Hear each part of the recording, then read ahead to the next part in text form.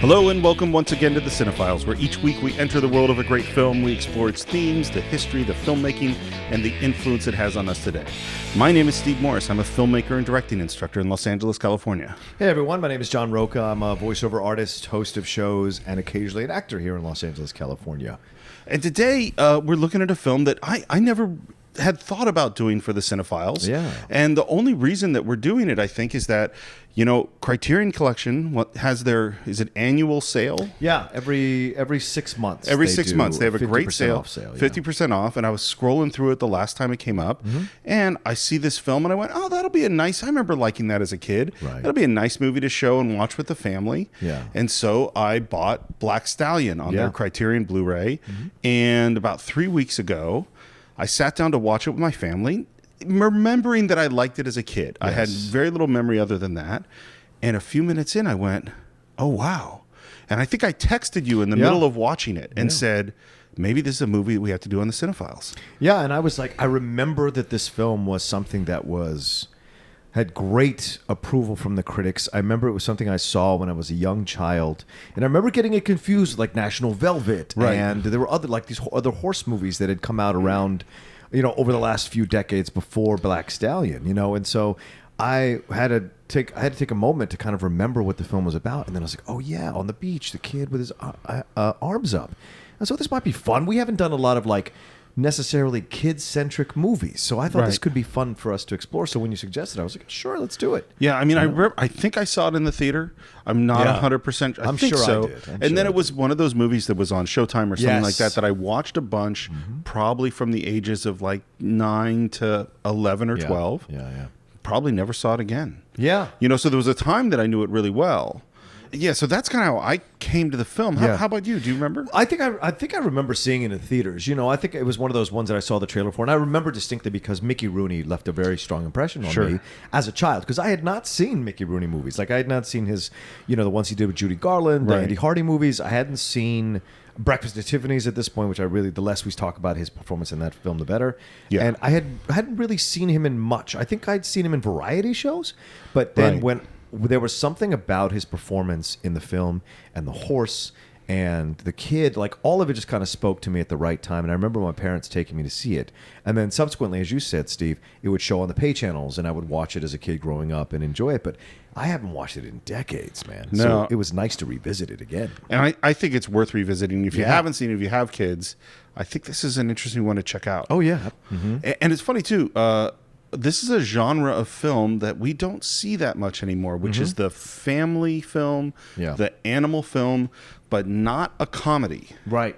Most kids' movies today are comedies, and they have a lot of gags, and they're really catered to kids in the way that this movie isn't. No, this kind of speaks to how we were as a country, like what our approach to films were, not just as adults, but also as kids. Like there had to be more. There had to be more here for us to enjoy and watch as a multi-generational populace at the time, I think.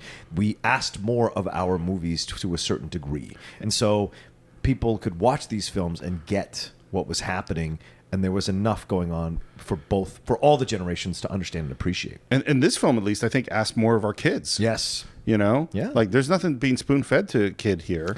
Absolutely not. So let's get in a little history about it. It's directed by Carroll Ballard, who's not a director that, you know, name much of. Right. He went to film school with Francis Ford Coppola. Oh, wow. And where Francis Ford Coppola gets out of film school and very quickly makes a very strong impression, both as a director and as a writer, and becomes, you know, the biggest thing in Hollywood in the early 70s. Right. Carroll Ballard, not so much. And he really struggles. He directs short films. He directs industrials. He directs educational films. And he is, you know, living in an apartment. His car's about to be repossessed. He is barely scraping by trying to make films. Wow. And out of the blue in like 73, 74, he gets a call from his old buddy Coppola saying, hey, do you want to make a movie? And you know, his car is being possessed like that day that he gets this call, and he goes, yeah. And that's when he comes up with like 3 or 4 or 5 ideas. The only one they come down to is this based on this book, The Black Stallion by William Frawley, or Walter Frawley. Right. And not Fred Mertz. Not Fred Mertz. Right. Exactly. Yeah, Walter Frawley. And they start, I was wondering why that name popped into my head. Yes. And they start developing the project. And actually, the guy he starts working on the script with is someone we've talked about before in a totally different context, which is Walter Murch, the great editor. Also, of course, a Coppola guy.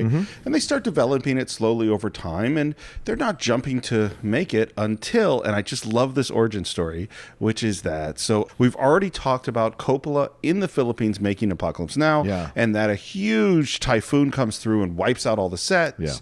Coppola's mortgaged his house to make this film. They're out of cash, and here's what I didn't know, is he needs an influx of cash. So what does he do? He goes to United Artists and says, hey, I got another movie for you, and that's The Black Stallion. Oh, wow. And that gives him enough cash to go back and keep making Apocalypse Now, and gives enough money for Carol Ballard to start working on Black Stallion. Oh, interesting. And so if they don't have all their sets wrecked, we don't get this lovely film. Oh, wow. Yeah. Things happen for a reason, man. Sometimes you never know why. They do happen for a reason. Yeah. Well, whether that reason is mystical is probably a conversation for you and I to have another day. Sure.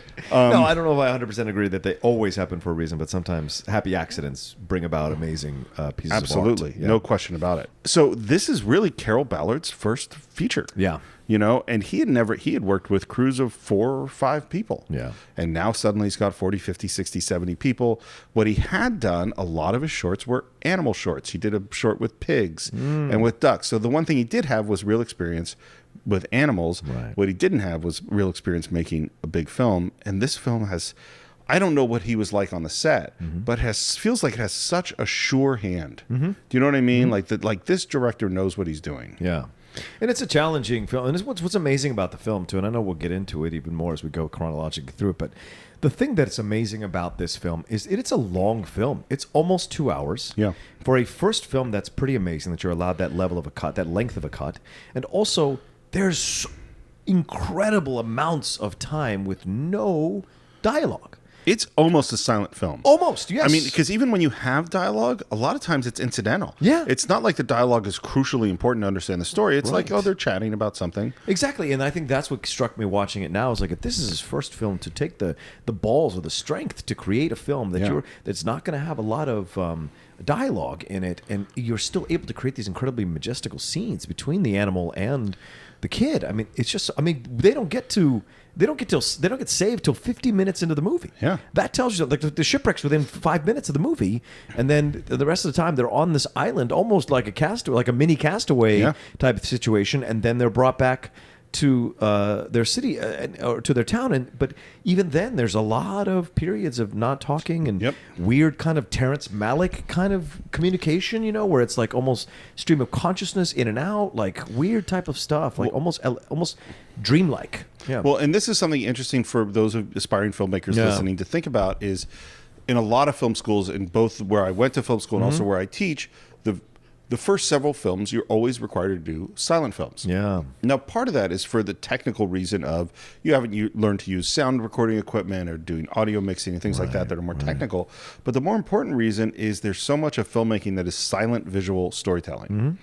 And this is like a master class from a first-time filmmaker. Yeah. Is every shot is compelling and engaging and beautiful and advancing the story without falling on dialogue to explain what's going on. Well, and it's interesting also, too, because I don't know the level to which Carol Ballard's confidence in himself was, right? I don't know the man personally. I didn't read too much about him. But it shows a deft hand, a confident hand. Absolutely. Right? And so even though his car is being possessed, even though he's at these financial straits, there's still the artist within him that wants to create the movie as he sees it. Yeah. And I'm sure Coppola had a say into it. It's very much Coppola's film. His name is the first thing that appears. Zoetrope, American Zoetrope appears. So it's very clear that this is a Coppola film that this guy has been hired to direct. Well, and it seems as if hearing Carol Ballard talk about the film, he comes out of Coppola's school. Right. Like a lot of the we're going to figure out the movie as we go along. A lot of the kind of the poetic nature, the personal nature, the artsy fartsiness of Coppola definitely is something that, now I don't know if that's some teacher that they had because they went to film school together, or if it's the era they came out of. But this is a very personal and, as you say, kind of poetic film. Yeah, absolutely. And it's not a Coppola standard, because Coppola's films are very busy. Even in the silences, they're very busy. This film, not so much. No, this it's very film patient. takes its time to get to where it's going, which I enjoy, because it's very hard to keep your attention. You know, all of us have sat through films where they don't have a lot of dialogue and you're bored out of your mind. But some films like this film really keep your attention because you are caught up with these characters. You're immediately connected to these characters and you want to follow their story. And I mean the kid and the horse. Absolutely. So, yeah. Well, let's get into it. Yes. So we start off on this boat, and, Yes. and like, I think when we were talking about French Connection, also a film of the 70s, this doesn't spoon feed you anything. Right. You don't know where we are. We don't know what this boat is. We meet this kid who is a great kid, like in terms of a child actor, to see the world through his eyes. His name is Kelly Reno. Yeah. And he is kind of observing things on the boat, and he hears these sounds and comes to see, the first thing he sees is this beautiful black horse being manhandled by these guys with ropes in a what seems like a fairly brutal and I think genuinely scary scene. Absolutely. And the power of the horse comes across in this really big way. Yeah, the sounds of the horse, right? Of ripping against the rope, like pushing against the ropes, and everything about it. What I also want to add in, Steve, here is also at the beginning of the movie, what I think was amazing, what struck me, is that you can hear under the score the sound of a galloping horse. And I don't know if you caught it, but like if anybody would go, I listened to it on headphones. I watched the movie on my computer on headphones, and I could hear it through my Bose headphones. Like you can hear as the film begins and you hear the sound of the waves against the ship, and it's in black first, and then you see the ship. You can hear this doo-doo, doo-doo, doo-doo, and it is the horse galloping. So it's already putting you in the mind, like subconsciously, this idea that this majestic creature is going to be the number one thing in this movie, you know. And so when we see him with such power and such and it's shot from below, so you see that the horse is even more powerful than it would if you were shooting it straight on or above, you know. And I thought it was brilliant by Carol and the cinematographer to shoot from that angle. Well, and throughout the film, exactly what you're saying is totally right, because the horse is treated mystically. Yes. Is that the power of it? It's connected to the music, it's connected to weather, it's connected to sound design. It's like, this is not just an ordinary story and not just an ordinary horse.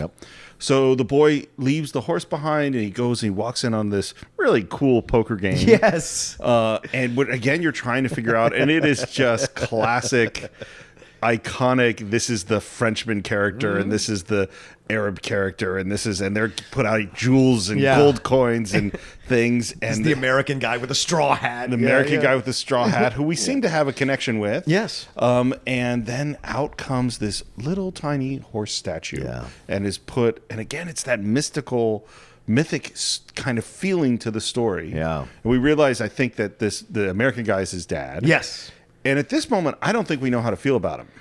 No, right, exactly. Well, because he seems to be way too old to have a son that young, but also he seems like he's left his son kind of alone while he plays poker. Yeah. There's no mom on the boat. Well, and our feelings about the gambler, is like, maybe this is not such a great guy, right? You know, or maybe he's not responsible, or maybe he's, and then later on, first of all, we go back to their cabin on the boat, and we see that he's won. Yes. So he has all the jewels, and it ends up he's a really great guy. Yeah.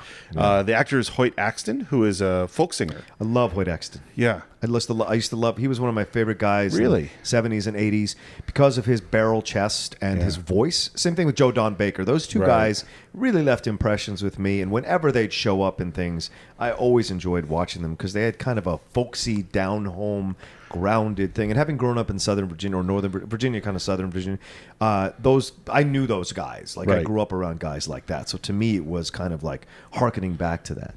And I think what's great too is before they have that scene in the cabin where you really establish their relationship as father and son, we see the kid come up with the sugar cubes and leave those on the window for the horse, right? And that's his way of first time connecting with the horse, because I think he sees Like he feels something. Yeah, he There's feels this something there. this feeling of being this feeling of being stuck in this situation. Do you know what I'm saying? And he's in this place, and he sees the pain of the horse. Like he wants to free the horse, right? He wants the horse to be happy, to not be in a. So he feels this connection with the horse in a strange way, and then that. I don't know if he's Middle Eastern, Arab, or Turkish, or whatever. He grabs the kid and he twists his ear. This is what was happening in the 80s. For you kids, if you're watching it, like you could get disciplined by anybody and no one got mad at you. No one got mad at the person disciplining the child. Well, I think any time in history previous to now. Yes, exactly. And we're going to see in a lot of ways the things this kid goes through. Yeah. I mean, obviously the things on the island are incredibly difficult, but the way life is for this kid is just completely not like the way life is for kids in America today. Exactly. It's just really different. And this seems set, in the 40s or something like that, yeah, right? It's the 40s. 1930s or 40s, and so... Well, and by the way, the moment of the guy who disciplines the kid, there's a wonderful button on the scene, which is he gets rid of him, and then that guy eats the sugar cubes. Yes, exactly. That's a great little bit. That's right. So anyway, we're in the cabin, and Hoyt Exton pulls out the horse, which is great. Yeah, and what does he do? He tells the story of Bucephalus, which is Alexander the Great's horse. He was big and he was strong. And he was tall on the ground. And there was fire in his eyes. And there was smoke coming out of his nose. And he went... And Alexander walked up. And then quick as a cat, he jumped up on his back. And he grabbed hold of that long black mane, and boom, boom, and away they went, just like lightning. And he jumped right over the crowd, all the way over the stand, and went riding out over the hill. Everybody said, smoke coming out of his nose. That, by the way, is not in the book. They needed to find a way to bring in this sort of mythical idea. They also wanted to connect you with Dad. And Hoyt Exton telling the story, it's just kind of lovely. Yeah. And you really love them as father and son in this fairly quick moment. Yeah. And he gives the kid the little horse statue. He gives him a pocket knife. Yeah. And both of these things become really important. Yes. Because in the next moment, the kid wakes up and the ship is going down. Yeah. And this scene is really, really scary. Yes, it is.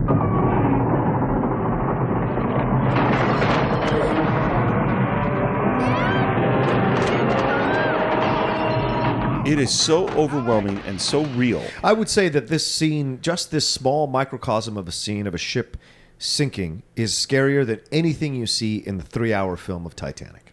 Like the impending doom of Titanic. Wow, that's a big statement, but I actually totally agree. Yeah, because it seems so desperate. It seems so, and there's not like, it's not like DiCaprio and Winslet. These are two. This is the unknown kid, and the Hoyt Exton, who hadn't done a lot of stuff at this point as an actor, but they have this connection almost immediately as father and son from that scene, and boom, fire everywhere, the sound of the horse screaming, people yelling, not knowing where to go, and you're hearing the water slam into the side of the boat, and the boat tips. So all of it just kind of puts you right in that feeling that there is such desperation here. Whereas in Titanic, everything seems clean and bright, and you can see everything. In this, there's a lot of black and smoke. Well, and this goes to the more technology we have in the way we make movies, and particularly when we have computer technology, the less real it is for the actors in the space. Yeah. Probably. This was pretty real for those actors, and you feel it. In fact, so this was shot in Rome, and in the studio they built a half-scale ship, and they had huge tanks of water, huge smoke machines. Wow. They had huge wind machines, and the wind machines are basically old jet engines. Yeah, and they're black. And when they say go, what they decide is they're like, look, everything's going to be so loud that what we're going to do is we're going to put up big lights like traffic lights, red, yellow, green, and when it's when it goes yellow, that means we're about to start. Green is action, and red is cut. Right. So they do that, and they start pouring these, and this is thousands of gallons of water, huge amounts of wind. All this stuff starts coming in, and the smoke machines start going. Well, they hadn't tested it with the smoke machines. Oh man! The smoke machines block the lights, and nobody can see it. So he says cut, and the light switches red. And they keep going. Wow. And going. And all the actors are just trying to keep going, and water's pouring in, and wind is blasting, Good and the God. smoke, and the ship's on a gimbal, and things are sliding around, and he's going, cut. Right. And they can't get it. And finally, the film runs out of the reel. Yeah. And finally, everyone goes, I think we must have stopped by now, and they finally shut it down. But it was really, really scary. Wow. And the feeling of Kelly Reno, the kid, Yeah. being lost on that deck and trying to find his dad and not know what's happening, it's really upsetting. Yes, it is, because at any moment you think he's going to be trampled. Yeah. And you can't even blame anybody for trampling him, because in that moment it is about survival. Yeah. And so you feel so helpless watching that child almost get stepped on. You see Hoyt Axton fighting what we had been introduced to that guy earlier, the Turkish Arab guy, Middle Eastern guy, because the guy had picked the kid up and cut off his life jacket and was trying to put it on himself. Oh man, it's such an intense little scene. And then we see the horse jump over the railing into the water, and then eventually the kid falls in the water as well. And the as fall things is really scary. And his perspective from water level, yes, is so. And there's this moment where you're kind of looking at him, and you see the huge side of the propeller. Yes. Going by behind him, and you're just like, oh my God. Right. And the aloneness and he's doomed. Like, Right. what could he possibly do in this moment? Right. And what he could do is he finds the horse. Yes. And this is something that we see throughout the film, is he saves the horse saves him. Right. They save each other both on physical levels and really on spiritual and emotional levels throughout the whole film. Yeah, the horse is swimming by. The horse's rope gets caught into the propeller, and the kid used the pocket knife, like you mentioned, that he had to cut the horse free. And then I think the kid passes out or whatever on the grabs horse. onto the horse. Right. And then it goes black. And we wake up on shore of our island. Yeah. This island, which is shot on Sardinia, by the way. Oh, wow. Where did they get this money to shoot in all these places? My God. I mean, it's not a huge budget film. Really? The crews are fairly small. Okay. What they did have, and they had Italian crews, which work cheaper for this section. They shot about 3 months on Sardinia. Yeah. And 3 months. 3 months. My gosh. Working with animals, man, is not guess. easy. No doubt. And this whole island is beautifully shot. Yeah. Every single shot. And we should take a moment to talk about the cinematographer, please. who's someone we talked about before, which is Caleb Deschanel. Yes. Zoe Deschanel's dad. Yes. Who also was the brilliant cinematographer on The Natural. Yes. And this also is his first film, his first feature. Wow. And man, talk about a good eye. Well, and this is what I wanted to bring up, Steve. What struck with me, because it's kind of a sports movie, but only near the end, right? And so the second half. Yeah, the second half. And what's interesting to me about this film is that you can connect this film to The Natural, and you can connect this film to Chariots of Fire. Both have, and they're both early 80s. They're all three of those films are early 80s sports films. Right. And they're very evocative of another time. And they take their time. There's a lot of gaps of silences. There is a lot of score work being done underneath all the gaps of silences, and they get to what they get to in their own time, and they don't tell conventional sports stories, right? Which I thought was really great in revisiting this film. It felt very much like The Natural, very much like Chariots of Fire. And I was like, oh, I get it. So some of these directors were sensing what the kind of sports movie they could make that was different than something you'd seen before. I mean, Rocky had come out 2 or 3 years earlier, right? So you could make it like that. But these were something else. Like Black Stallion is obviously before The Natural and before Chariots of Fire, so it could have influenced what Barry Levinson does in The Natural, obviously, and there's Joe Don Baker in The Natural as opposed to Hoyt Axton. But then you see stuff with what Hugh Hudson does in Chariots of Fire. I feel like these are very connected in terms of these kinds of sports. I never would have thought of it until you brought it up. But you know what I would think maybe that some of the connection is? Yeah. Is that in the traditional sports movie, the drive of the film is the sport. Yes. And in the end, it is about the game. Right. None of the movies, and Rocky I'll include in this as well, Yeah. it's not that Rocky and Chariots of Fire and The Natural and this don't have great sports climaxes. Yes. They do. But the journey is the journey of the character. Yeah. You know what I mean? You're Yeah. with Rocky Balboa. Yeah. You're with these interesting English people who with their philosophies With and religion, who they are, their and yeah, yeah, religion yeah. and all these things. Yeah. And that the sports is a part of the story. It Right. isn't the story. Right.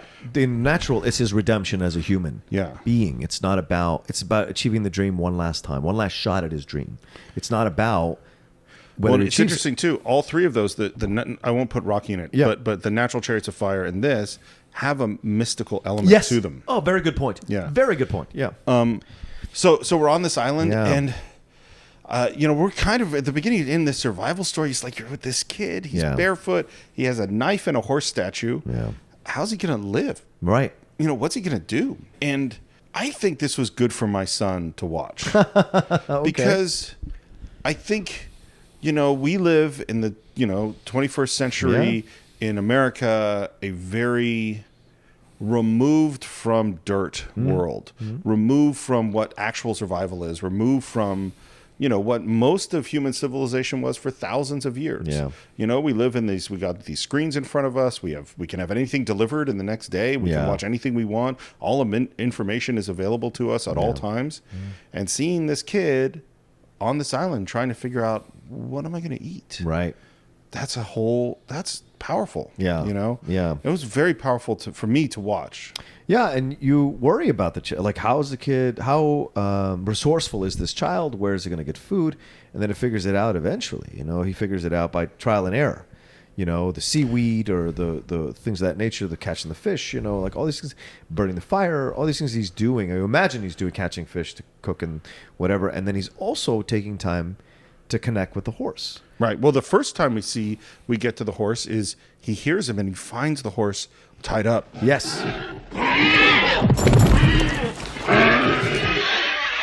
Wow, that's really scary. Yeah. I mean, and again, you get the power of the horse. And this is also where I don't think there's any "no animals were harmed" label on this. Right. I don't know how you do that with the horse in a way that is not difficult for the animal. Yes, true. And it is really him trying to untie this struggling, panicking horse or to cut the ropes. Yeah. It is really, really scary to even get near that thing. Yeah. I mean, and I don't know if you've ridden horses. Once.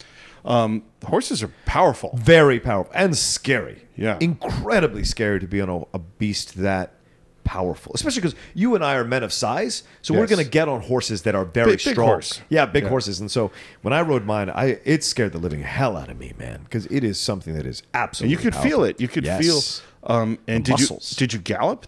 Yeah, we galloped a little bit, but we galloped, and then I would be like, okay, we can slow down because. Do you know if it was an actual gallop or a trot or a canter? Or I think it was a trot. Oh, you just trotted. Yes, okay. just trotted. Okay, so it's when you feel the full power. I mean, when I was a kid and I went to camps, I rode horses a fair amount. Oh wow. I mean, I don't want to give any impression that I haven't been on a horse in 15 years. Yeah. But I did ride a fair amount, and I remember getting to the point where it's like, okay, this is a canter. Oh, this is a gallop. Yeah. And it was just, it's an amazing thing. To be around. Yeah. I also got kicked by a horse once. I was riding another horse, and the horse kicked it. The one I was riding, it hit me in the ankle. Hit me on my foot was in the stirrup. That hurt. Yeah, I'm sure it did. And I don't think I got kicked hard. I didn't break my ankle. Right. So I probably didn't get kicked hard. Oh my God. Yeah, you don't want to mess with him. No and doubt. my horse reared up, and I was on his back, and like the whole thing. Yeah. That was my greatest fear, is being flipped over, and Yeah, they're powerful. Yes, they are. First morning, the kid wakes up on the island. Yeah. He's crying. Yeah. It's the only moment, I think, of acceptance of the real mourning for his father. In the film. Yeah. And once we go past that, he's a pretty practical kid. Yeah. He's just like, now I got to survive. Like, we saw he had that emotion. We don't dwell on it. Kids are resilient, man. Yeah. They're not, because they can't conceive of this idea of suicide, I don't think, at 8 or 9 years old, or this fear of, like, this idea that how can they go on, right? They deal with what's happened, and then they move forward, right? And then sometimes you hear these stories of kids who are told that their parents are not, like, dad's not coming home or mom's not coming home. It's like, oh, they have a sadness, but then they're back in school like 2 or 3 days later and playing with their friends and doing whatever, and then have their moments, but it's not like they just bounce back. And because they haven't fully developed, I think, the emotional range to really conceive of the loss to that level that we do as we get older, as adults. The multiple memories that we have to draw on, and so I'm sorry, it's acceptable, yeah. Well, and they live in the present. Yes, they don't live as much in the past, and they don't live as much in the future. Right. So when you say, okay, this person's not coming back, they're not anticipating. They can't think through the, years and years of life Right. and emptiness without that. Right. You know what I mean? Because they're just like, okay, can I have some candy? Yeah, You know, like exactly. let's watch TV. Yeah. You know, because they're just right here. Not to in any way say the loss of a parent isn't a huge thing for a child. Well, of course. But the way that they deal with it is often sort of different from maybe how we would. yeah, as adults, yeah, absolutely. So now there's this moment, and it's almost like I don't want to, not a romance exactly, of him watching the horse, and you could see this is the only companionship for him on the island. Yeah. And wanting to get closer and observing and slowly coming up with this plan, this sort of dance of how am I going to get close to this hugely powerful and dangerous animal. Yeah. Boy goes to sleep on the beach. Yes. And he wakes up, and in front of him is a cobra. Cobra. Again, So scary. Scary as hell. Yeah. And when they did it, the guy came out with the cobra, and they start to put it out. And Carol says, "Oh, it's a good thing. It's cobra. It's really scary. It's a good thing that it's all defanged and doesn't have any venom." And the guy says, "Oh no, he's got fangs and venom." What? And Carol said, "I have this 11-year-old kid or whatever. What are we going to do?" He said, "Oh, well, here's what you do. Here's a little vial of anti-venom. And if he happens to get bit, you just shoot him with this. He'll be fine. Just 4 or 5 days in the hospital. Oh, No my big deal." gosh. And they go, "No." I mean, they put this kid through a lot. But this, they're not. So what they did the same thing we talked about in Raiders of the Lost Ark. There's a sheet of glass. Ah, smart. Between them. Okay. So Cobra rises up. The Right. kid's staring at it. And again, it's that kind of poetic, we're going to take time with it. It's really a long time back and forth. Out of nowhere, the horse comes, tramples the cobra.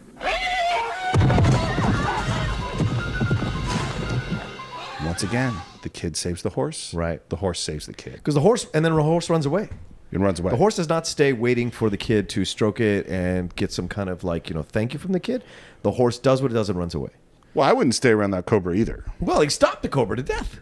I know, but I'd still get the fuck away from that I guess cobra. you're right. Maybe you're right. Whenever I stomp a cobra, I still run. get some space. I just like this at the moment because it is like this idea that the horse probably does not trust many people. Well, see what his experience was in the boat. Exactly. You know, exactly. So as much as the kid is done, the horse is still questioning it. And so it is the horse saves him because he wants he says like, well, yes, I care about you to this extent, but I'm not going to stick around. So it's like you got to earn. So then that's what makes the courtship so amazing on the island because it takes a long time. Yeah. Because we're on there, as I said earlier, we're on there almost 45 minutes on that, or 40 minutes on that island. Yeah. Before they finally get rescued, but it takes some time. And the kid's wearing the Jesus Christ loincloth and everything, and so they do eventually create this kind of connection and move forward through surviving on the island. And then and there's this moment he gets this little bit of seaweed. Yeah. And he kind of holds it out for the horse, and the horse comes a little closer, and he comes a little closer, and the horse backs up, and then he backs up, and then he comes closer, and the horse backs up, and you have this dance between them. Yeah. It's just an amazing scene. Yeah. And we should talk. There's something that you have to do in movies that people don't talk about very much, Okay. which is animal casting. Okay. Is that you don't just like, oh, get me a black horse. Right. You have to look through horse after horse after horse after horse to find the right horse. And then you have to talk to trainers, and there are horses that might look beautiful but can't do everything. Right. You need to. So there's a main horse whose name is Cassoulet, and he had 4 or 5 months of training before this film. And for a shot like the one we're describing, where they're doing this little dance back and forth, what's happening is the trainer is standing behind Kelly. Yeah. Just out of frame. And so he's giving signals to the horse, back up, come forward, rear up, turn your head. Right. And the horse is looking at the trainer. But it appears from film perspective that he's looking at the boy. Yeah. And so you have these 3 people, the kid, the trainer, the horse, and really 4 people, because you have the cameraman trying to capture this. And something we have to say about camera operation is that it's a real art, and it's really a dance. Because what a camera operator has to do, and I don't think we've talked about this on the show yet, is that let's say you're shooting an actor, and the actor is going to go through an emotional moment, and then they're going to turn their head, and they're going to get up. Right. And I, as a camera operator, have to pan a little bit when they turn their head, and then I have to rise up and pan again when they get up and walk out of frame. So I have to know exactly when they're going to move. And you can't know this because you can't, the actor's going to move when they're going to move. Yeah. And so you're like another actor in the scene, and you have to be emotionally in touch, because if the actor moves and then you move a heartbeat after and you follow them, it doesn't look right. Right. And if you move a heartbeat before and anticipate them, it doesn't look right. You have to move with them. And that means the actor has to understand the scene, they have to understand the dialogue, they have to understand the emotion, and they have to understand the physical movement of the actor they're working with. Yeah. Now turn that to animals. And it's so much harder is to be able to, because if you watch that scene, it's so many scenes, it's like you don't know where that horse is going to turn or when they're going to move, how fast they're going to go, what they're going to do exactly. Yeah. And to stay with them is just this constant dance. And one of the things that happened is Carol Ballard insisted that Caleb Deschanel operate his own camera, which doesn't always happen. Wow. It's like, I need you on the camera. Right. You got to be there making those decisions in the moment to figure out exactly who to stay with. Like, what if the horse runs out of frame and the kid is there? Well, do you go follow the horse or do you stay with the kid? Yeah. Only you've got to decide that in the moment. Wow. Okay. You know? And that was his first film, right? First feature. I mean, he obviously running camera. First feature, before. right. So finally, in this dance, he holds out that little piece of seaweed, Yeah. and the horse takes that bite, and now that connection is formed. Right. So now finally, they start to have physical contact. They start to run together. They start to play together. He starts to touch him. There's this wonderful moment where he ends up kind of snuggling with him and hugging him. And it just, you see this kid that just has lost everything. Yes. Ah, it's really powerful. Yeah. So they're connecting. Hasn't ridden that horse yet. No. And now we go into the water. Yeah. And this scene is just beautiful. Yep. He's getting closer, he's closer, he's closer. And then as the horse is swimming through the water and he is swimming through the water, suddenly he's on the horse. Yeah. And it's magical. Yeah.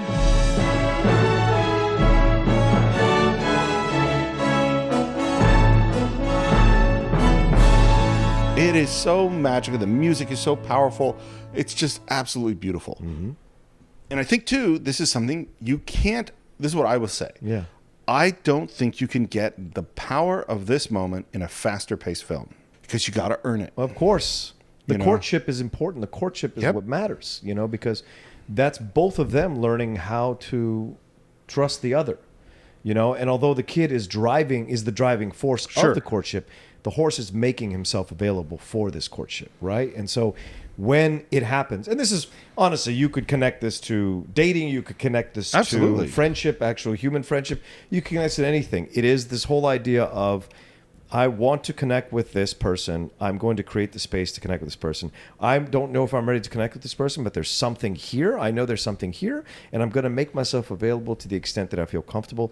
And then when that moment hits, if everything hits at the right time, you have that moment like you see in the water where they organically come together. He organically rides the horse, and it becomes accepted by both sides that it's the right time.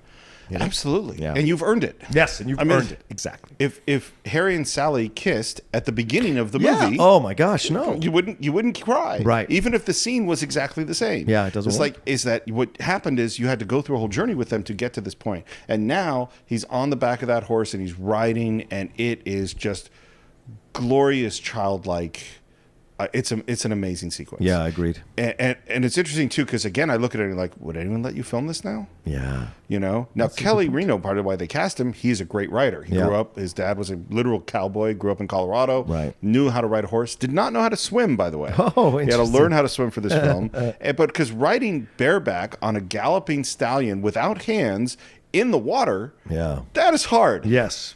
And there's even a couple moments where he falls off the horse. Yeah. And I'm like, man, I think that's him. I don't think it's a stunt kid, And I just go, and I love it. Yeah. And I wonder if you can make that film today. Probably not.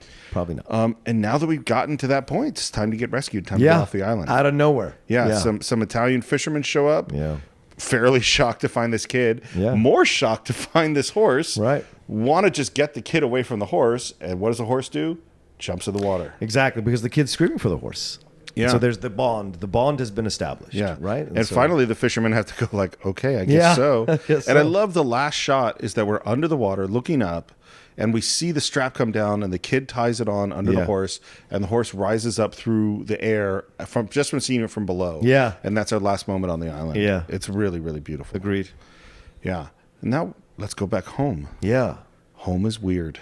Very strange. And I don't know if maybe this is what they did back then, right? This whole idea of like writing sonnets to the kid who's come home and doing the elementary school like school assembly thing where you sing to the kid and he's there. It's all feels very uncomfortable and weird. Yeah, which that was intentional. I mean, that's I'm sure. definitely what they were going for. They wanted it to feel weird. In a weird way, it's like when you come back at the end of Castaway and you've lived so much time on the island and this beautiful, I mean, this island is Sardinia, and the Black Stallion Island is a lot prettier than the Castaway Island. Yes, it is.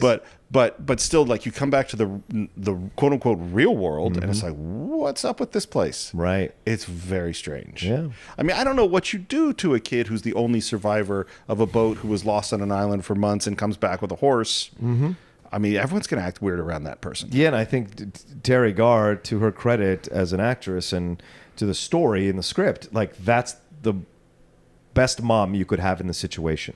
Patient, understanding, creating space for the kid to be independent and do kind of assimilate back into it at his pace, that kind of thing. She's very understanding of the situations, because that kid takes off for days at a time in certain situations. Which you think would be the opposite. If you lose your husband and your kid, think he's dead, and now he comes back miraculously, that you'd never let him leave the house. Yes, and she doesn't do that. And by the way, we talked about Terry Garr and Young Frankenstein. I really like Terry Garr. This is such a un-Terry Garr performance.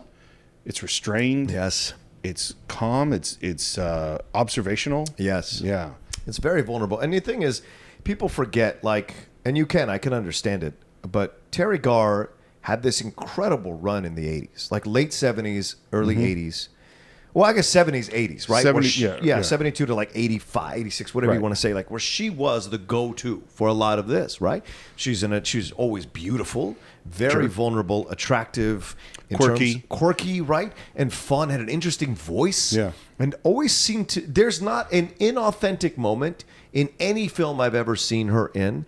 And she had a great run for almost a decade. And this is another example where she could be put into the same thing. Hoyt Exton is in and out of this movie, right? And Terry Garr really isn't in the movie a lot. Not much. But when she is very interesting to watch, and her mannerisms, even when she's not speaking, there's stuff to it that because you see those wheels turning in her head. Yes. And there's like this lovely moment where because she keeps observing, she knows that her kid is going through these things. Yeah. She knows there's this connection to the horse. Right. He goes and sleeps outside.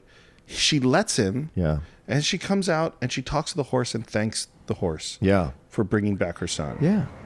I'm very happy to have my son back. Thank you. I wish you could have saved his father, too. Well, think of three different actresses, right? You could look at Mary Steenburgen, you could look at Terry Garr, and you could look at Shelley Duvall. Imagine how all three of those would handle the situation completely differently. Yeah. That's why Terry Garr is the right choice, because Terry Garr is sweet and still firm, but also very much like creating space for it. Yeah. Whereas Shelley Duvall would be more like, I don't know, is it right? Is it right? And Mary Steenburgen would be like, I think that maybe you should do that. Like, there's just their natural essence. And Terry has an incredible essence and perfect for this movie. So the horse and the boy sleep out in the yard. Next morning, garbage man comes, which, by the way, seems like a stupid plan. You have this huge black stallion, although he wasn't actually a terribly big horse. He's a fairly small horse, by the way. Right. But sitting in your backyard, what do you think is going to happen? Well. Garbage man shows up, horse panics, charges through the streets. Yeah. Kid chases after him, is gone apparently like a day. Yeah, at least a day. Trying to find his horse. Right. Wakes up and, it goes through the docks and the street and the fields and everything. Wakes up in some strange alley, and out of the fog comes this white horse and carriage. And Clarence Muse is an old African-American actor and who's actually been in a ton of films. Really? Yeah. Oh, and so he good. comes, and I have to give you, this might be among my favorite bits of trivia I found out great. in the history of the Cine-Files. Okay. The white horse is Niedermeyer's horse that Flounder, Bluto, and D-Day bring to Dean Wormer's office, where it has a heart attack. Yes. Isn't that awesome? Yeah. Isn't that awesome? That's amazing. It's the same horse from Animal House. What I like about the sequence, too, with the black horse running through, with the Black Stallion running through the town, it's a great exposition of the town.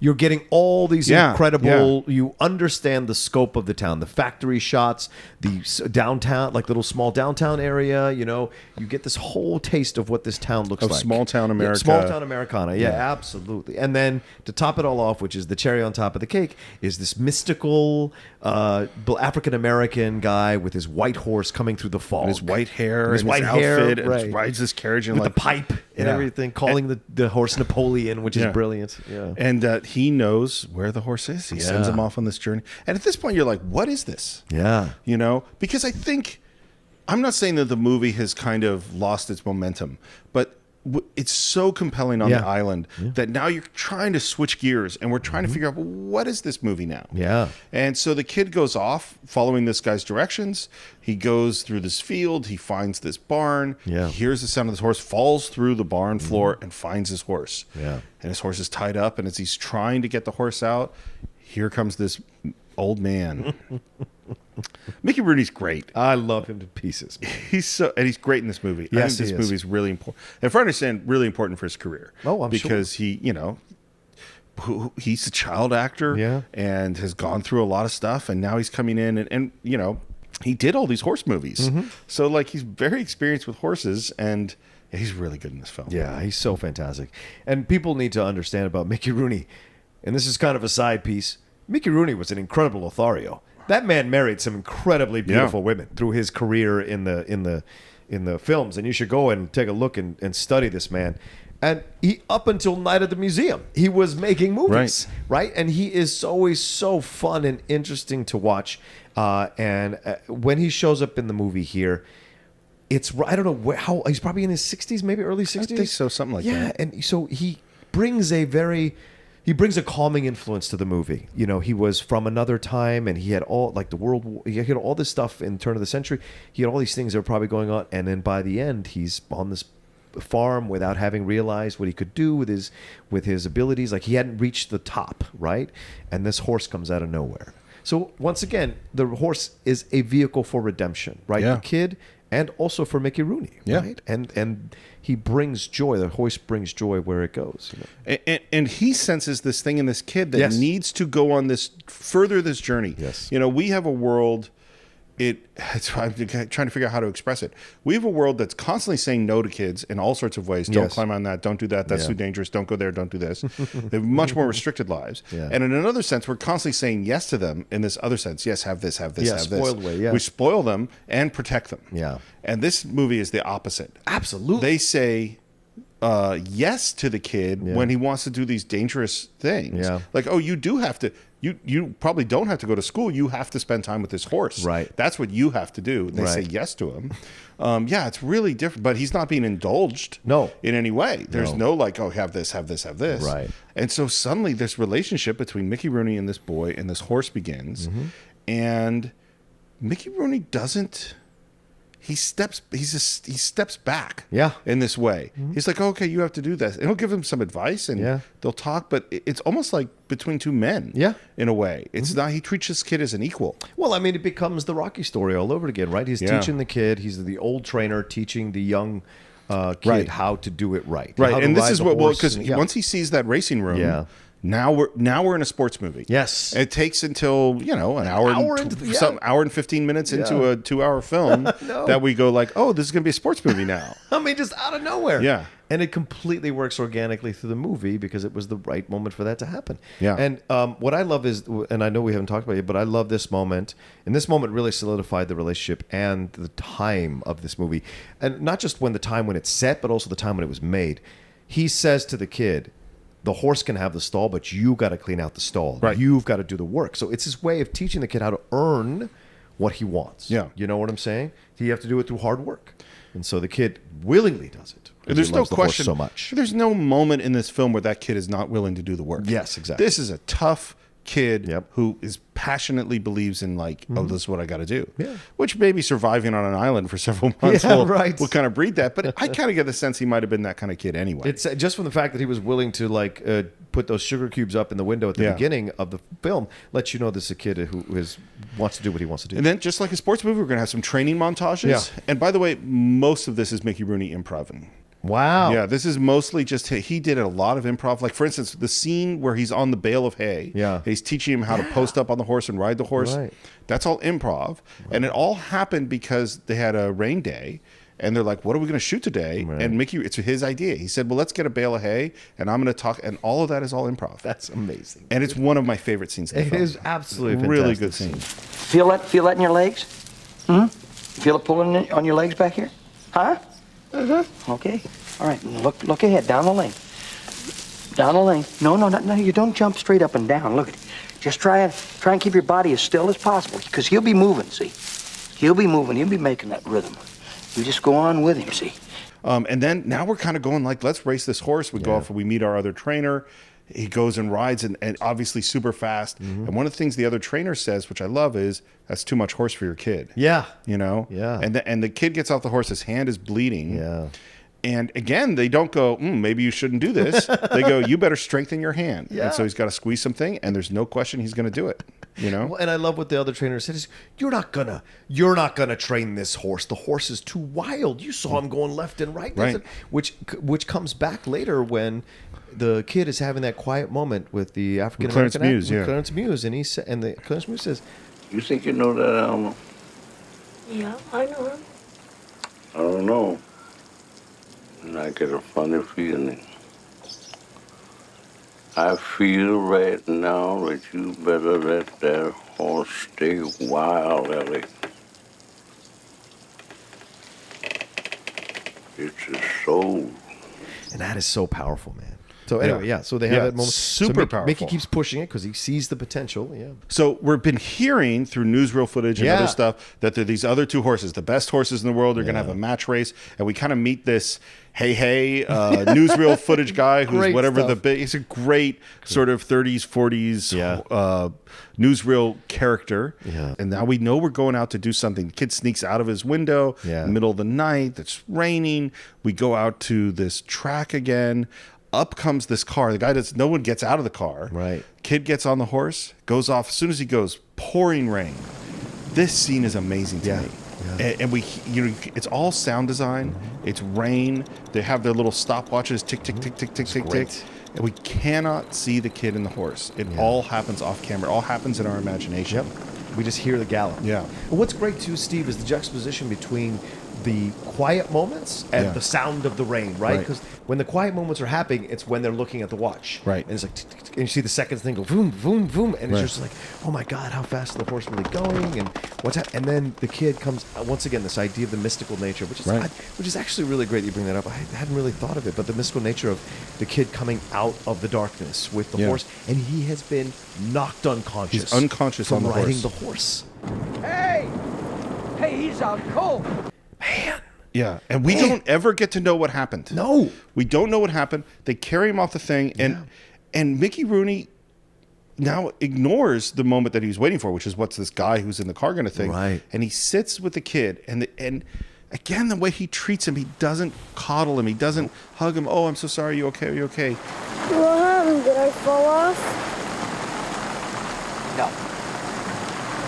No, you hung on like a champ.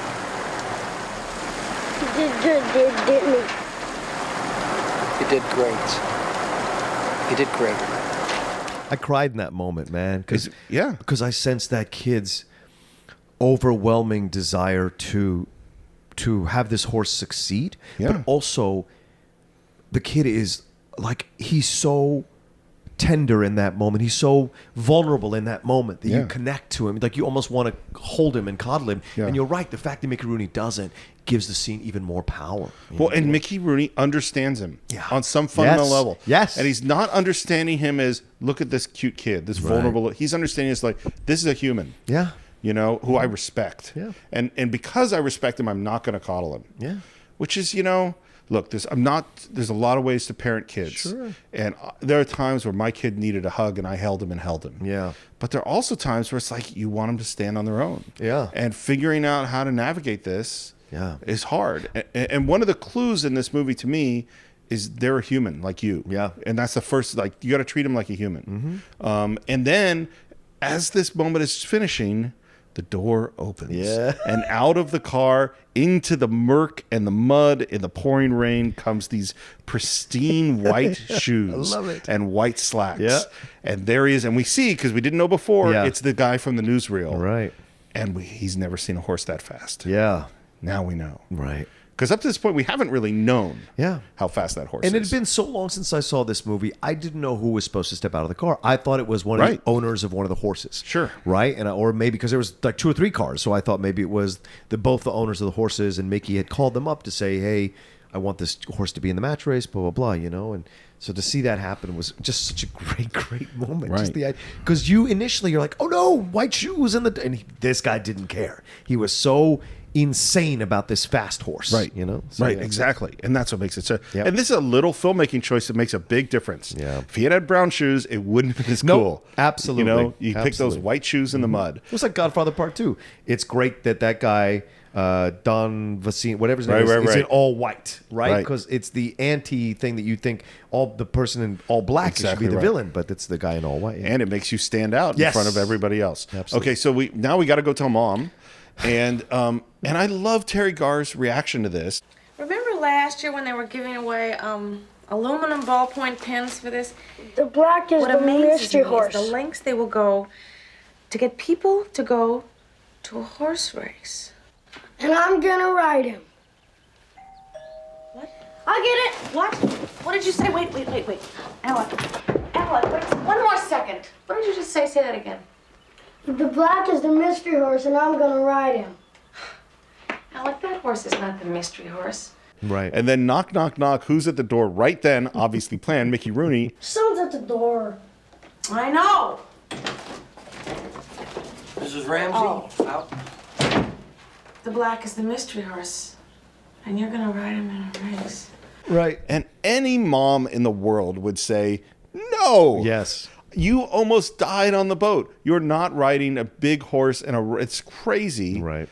And yet, in the end, she doesn't. She does, and but she has her moment. Like she shuts the door and Mickey Rooney. Oh, yeah. Right. And the kid is great. I think his moment is great, Steve, too, because we know kids who can trick to situations. Right. I'm familiar with one. Yeah, right. But he does the kid thing because you've done it. I'm sure I remember me doing it where you think I'll do all the chores, Right, and then right. I can ask for what I want because Right. you're buttering them up a little bit, you know. And it's such a great little moment. And then when she finally conceives of what he's actually saying, she opens the door, sees Mickey Rooney, slams the door in Mickey Rooney's face, and turns to the kid. He's like, "What? No, you're not doing this. You're not." And then eventually she opens the door, and she does say yes, and that's just, you know, she's just the perfect mom for this movie to allow this movie to exist. Because what this movie is that the kid has to do this. Yes. It's not just that it's his destiny. Right. I mean, like if we look at it in a mythical sense, then yes, it's his destiny. This is Bucephalus. He's Alexander the Great. This is his quest that he's Yes. on. This is a hero's journey. True. But also, if you look at it internally, he and his relationship with this horse and his grief over his father and everything that he's been through, this is what he as a human has to do. Right. And she sees that, and Mickey Rooney sees that, and they know that the damage that they might do to him by saying no to him at this moment would be worse than what could happen to him in the race. Yeah. And that's a big choice to make. Absolutely. Because that race is dangerous. Yes, it is. And we're getting to it now. So we get to the racetrack. There's some pre-race stuff. We get suited up. We see these, other jockeys who I love. They're kind of older. Yeah. They get weighed in. They're balancing out the weight, and then out comes the kid, looking really small. Yeah, but smartly they put the helmet on him so Yeah. you can't really tell, which is of course a leap in logic. I'm sure Sure. any of us could tell what a child looks like. That's in a helmet like child. that. Yeah, exactly. But it still works for what they're Yep. doing. Yeah. We go out and we're getting ready, and again it takes its time. It's not spoon feeding you anything. There's not a lot of dialogue, and you see the black is tense and scared. And just before they go into the gate, there's an altercation. Yeah. That's really scary. Yeah. The horse gets kicked. Go into the gate, and we look down, and there's blood. Yeah. On the black's leg. Trickling down the horse. Yeah. Yeah, trickling down the horse's leg. The race starts. We don't have a good start for the black. Not at all. The kid is struggling. He's almost falls off the horse. Yeah. The horse is kind of wild and limping, and it's like, oh, we're going to lose. Right. And this race is great. Yeah. It is a really, really, we talked about sports movies. Yeah. This one, you are in it.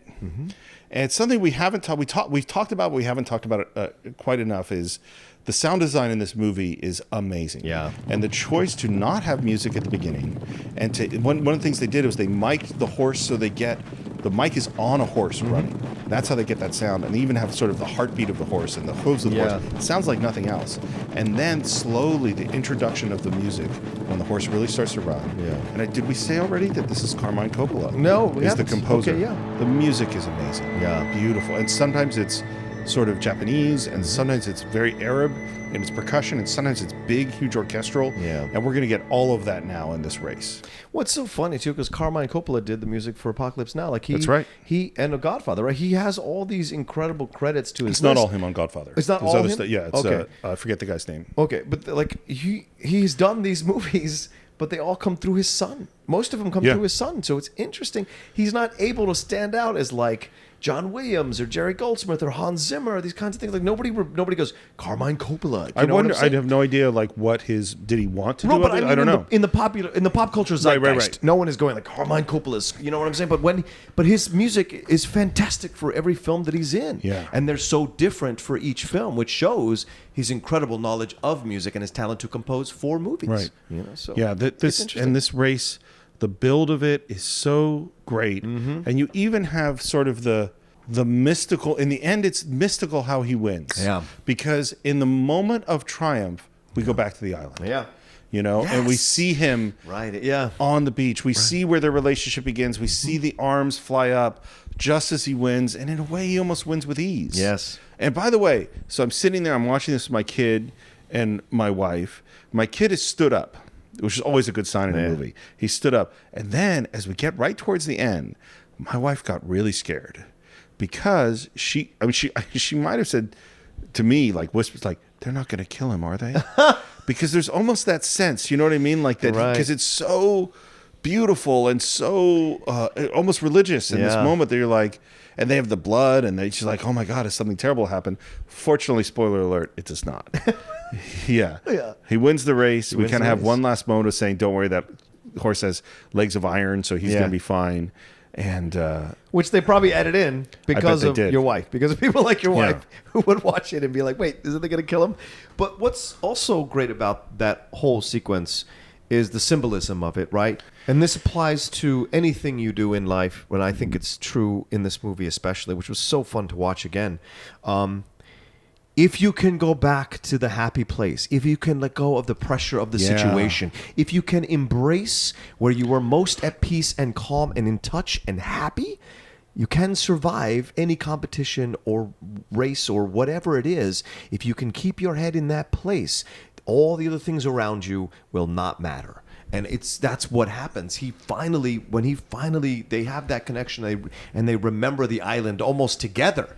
They just leave everybody behind, which of course is foreshadowed when Mickey Rooney says he has speed that he doesn't even know he has yet. The horse has speed that he has not discovered yet. when Clarence Muse says that horse is wild, there's a wild thing in there that you don't know. Right. And you know what it is? They both have that together. Yes. They're both wild. Exactly. And whatever they shared. Yeah. It's funny. I was thinking about this. There's a thing in the book Understanding Comics, which I've mentioned before, a fantastic book on how comics are drawn. And he talks at one point about the difference between very cartoony drawings and very photorealistic drawings. Right. And what he says is that the advantage of cartoony drawing, when you look at a photorealistic drawing, you go, "Oh, that's that character." Right. When you look at a cartoony drawing, you put yourself into it. Yeah. So Mickey Mouse and things like that, that's why kids love them, is they can go into them. Yeah. I don't necessarily 100% agree with that statement, but what it makes me think of is in film there are characters who are active and there are characters who are observational. Yeah. This is Kelly Reno's character, Alec, in the film. He's observational. Yeah. We watch him watching things, and because of that, we become him. In a way, Yeah. we're seeing the world through him. Yeah. And so the experience that we're having is that we're becoming our connection to the horse. It's not watching his connection to the horse. Right. It's our connection to the horse, our connection to the wild. And when he triumphs, when his arms go up, so do ours. Yeah. You know? Yeah. In this kind of strange, fundamental way. And it's funny because it does evoke. It came out, as I said, before Chariots of Fire. It does evoke that moment in Chariots of Fire. Absolutely. Where Eric Little gets Where he knocked runs, down yeah. and he gets back up and you hear, and it goes quiet. Yep. And you hear Ian Holm go, "Get up, lad, get up," and then he jumps back into the race and he starts running, and then, which is a characteristic of Eric Liddell, his head goes back as he embraces the wildness of his speed. And so it's so reminiscent of that, even though this came out before Chariots of Fire. So it's great. In this film and in The Natural, we have the connection of weather and because clearly the thunder and the lightning and the rain and the horse relates, and that's definitely true. And there's this mystical element. So it's not. I wonder. I don't know what was talked about, but when Barry Levinson chooses Caleb Deschanel to shoot The Natural, but man, there's something connecting these films. Absolutely. I want to talk a little bit about the reception of the film, just because this film almost didn't come out. Wow. And here's what happened, and it's just so crazy. So Coppola has a screening room up in San Francisco. He invites UA up to see the film, except all the guys that were coming up thought they were coming to see Apocalypse Now. So they come into the screening room. The movie starts. They get 20 minutes in. They go, "Francis, what is this? Where are the helicopters? Where's the explosion? What's going on?" He goes, "No, this is Black Stallion." They hated the film. Because the people that came to see it, all the people that had bought Black Stallion at UA had been fired. These are all new people. They didn't know anything about Black Stallion. They didn't know about the movie. They didn't know about the project. They didn't know anything. They just said, "This movie is terrible," because they wanted to see Apocalypse Now. So we're not going to release it. And fortunately, it went to a film festival, had a huge reaction, and it did get released. It's fairly inexpensive movie. Was very successful, multiple Academy Award nominations. I think it won for sound design. Okay. And became, it's just, you just think of how close it is that we don't get to see this movie. And there was a sequel. And there was a sequel, in 83, I think. Black Stallion Returns. I probably saw it. I'm sure I saw it, and I don't remember it at all. Yeah. And Carol Ballard, I think Carol Ballard made that, and he made a few other films. He did Never Cry Wolf. He did Never Cry Wolf. I love That's that a movie. really good movie. Yes, it is. Charles Martin Smith was never better than he was in that movie. And I don't know if he did much else. No, not much else. And I think 97 was his last credit. Wow. Yeah.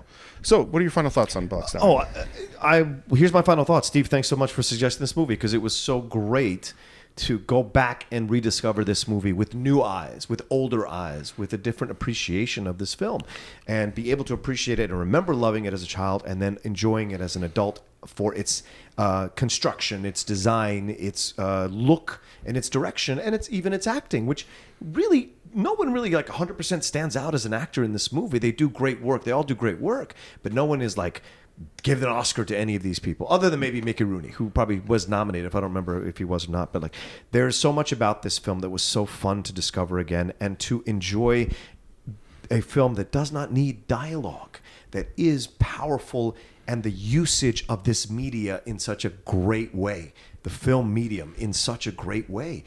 This is what film can do, irrelevant of words. This is the kind of power and majesty that a film can do. And I think it's brilliant that it starts out as Castaway and ends up being like Chariots of Fire, ends up being something else. And it's because the film is constructed so well.